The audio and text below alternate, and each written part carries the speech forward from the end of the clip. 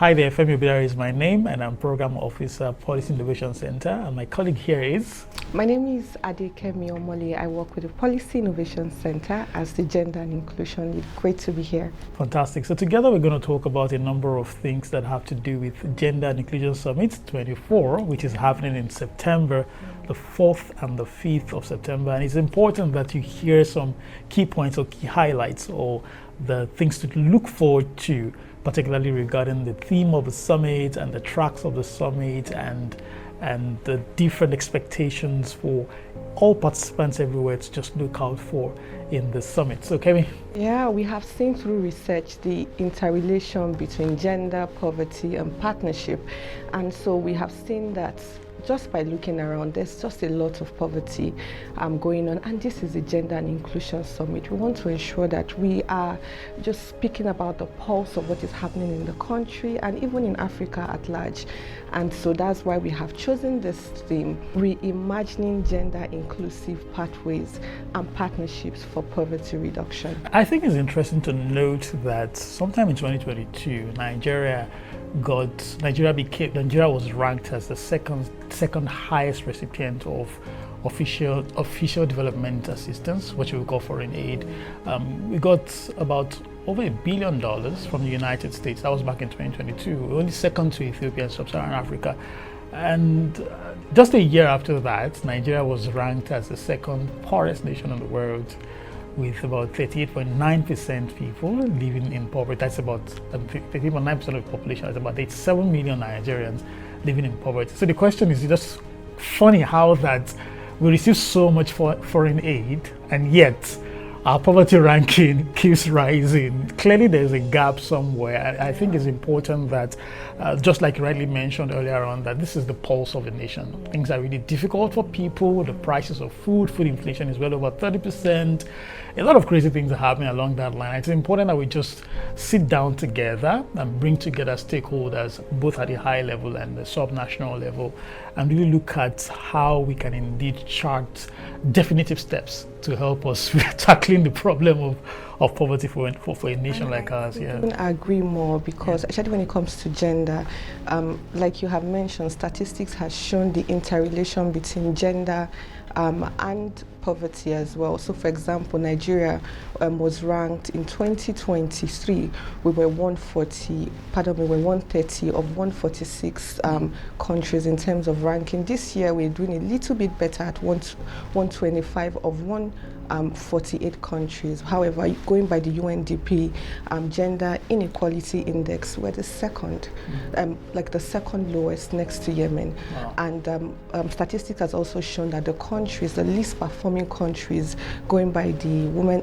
World Economic Forum Gender Report Gap and the Multidimensional Poverty Index, the lowest performing on gender are also the lowest performing on poverty, indicating a very strong connection. And if we really must address the issues of poverty, we need to address the issue of gender. Well, very clearly, so poverty is gendered in its various dimensions. It's interesting when you talk about the multidimensional poverty ranking that Nigeria has. I mean, you're looking at all those indices from consumption to income, to consumption of income, to education attainment, to education enrollment, to drinking water, sanitation, and electricity. Those are various indices that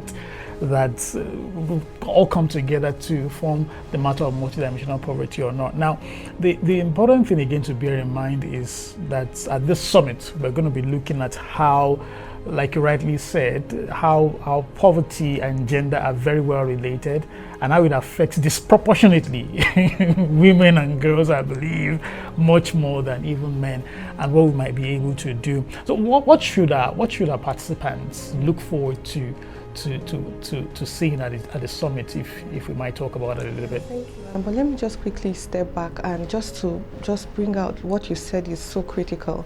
Like, what this means is that almost about 2 in 3 persons in Nigeria is multidimensionally poor, meaning that they do not have access to some of these things you mentioned. So we are in a very critical state as well. And what this looks like is that a woman who does not have access to healthcare is more likely to die as a result of pregnancy pregnancy-related childbirth. And what this means is that when she dies, she's more likely to leave her children without mothers, and the implication on the household income. And then we see how transferable multi-generational poverty is. So these things are really critical, and these are the topics that we are going to discuss at the summit. How can we solve for this issue around education? So for example, we're talking about child nutrition, the implication on poverty. If a child does not eat well, eat the right proportion of food with the right nutrients, the child will not grow and thrive, and the implication on education, on the ability to really retain knowledge, and then that child has been put on a trajectory in quotes of poverty. So, and what we would do at the summit, I believe, like participants would engage to come up with very, very relatable and real solutions, as well as cross-pollinate ideas on how to solve this issue. You know, sometimes when we talk about these issues and you look at what the statistics are saying, it's saying, it might seem quite daunting that you're trying to take on something quite challenging. For example, you referred to the World Economic Forum Global Gender Report. Back in 2021, there was a report that came out from there, and they did say that it's going to take the world about 136 years to close the gender gap, or the gender equality gap. Now, that's generally, but we now talk about the economic gender gap. It's going to take about 268 years to close that gap. That is almost twice the number of years it will take to close the general gender gap. It just shows again that while there are huge gaps when it comes to gender conversation, economically it's actually much more pressing. It's actually much. So it shows again that the subject of poverty is closely embedded or enmeshed in the matter of gender inequality or inequity, as you may say. And those are some of the things we're going to be really dealing with at the summit.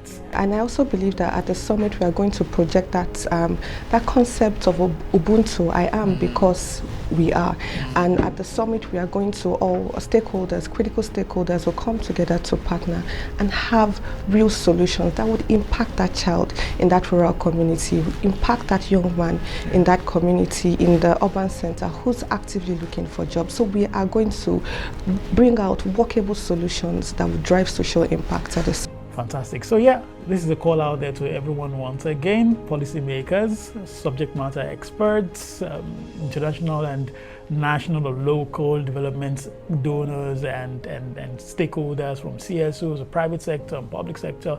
We're inviting you especially to join us at the Gender and Inclusion Summit 24, September 4th to 5th. And again, keep following our conversations as we build up towards the summit. Looking forward to seeing you all there. Thank you.